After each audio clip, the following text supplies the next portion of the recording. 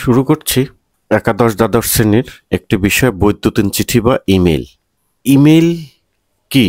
Email হচ্ছে একটি electronic mail. এটি আসলে ডিজিটাল বার্তা। কম্পিউটার নেটওয়ার্কের মাধ্যমে এ ধরনের বার্তা কি হয়, প্রেরণ করা হয় বা প্রেরিত হয়। এখানে প্রথমে একটি জিনিস মনে রাখতে হবে, সেটা হচ্ছে ফ্রম। এখানে প্রেরকের ইমেল ঠিকানা টাইপ করতে হয়।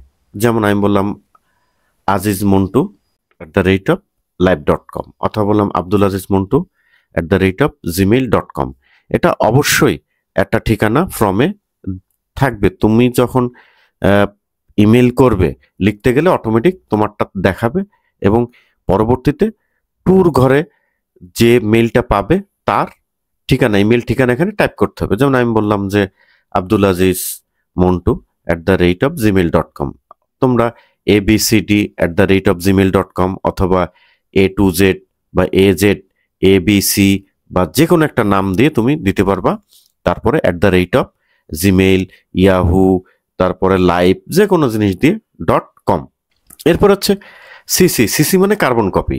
মানে দেখা যায় যে হলো গিয়ে আমি 2-তে 20 জনকে পাঠিয়েছি, আর আবার অফিসিয়াল আর একটা গ্রুপ করে সে গ্রুপের সবাইকে পাঠিয়েছি। সেক্ষেত্রে আমরা সিসি ব্যবহার করব। আমাদের এটা আসলে পরীক্ষার সময় এটা ব্যবহার করতে হবে না, খালি রাখলেই হবে। আরেকটা হচ্ছে বিসিসি। বিসিসি মানে ব্লাইন্ড কার্বন কপি। অনেক সময় দেখা যায় অনেক গুরুত্বপূর্ণ তথ্য বা অনেক ধরনের বিষয় আছে যেগুলো হলো সবাইকে জানানো যায় না, বা একটা তথ্য পাঠানো হচ্ছে, সেই তথ্যটা কে জানবে? প্রতিষ্ঠানের যে প্রধান থাকবে, একদম যে প্রধান, সে জানবে। সেজন্য সেইখানটায় যে অ্যাড্রেসটা দেবো, সেই অ্যাড্রেসটা উনি ছাড়া অন্য কেউ আর দেখতে পারবে না।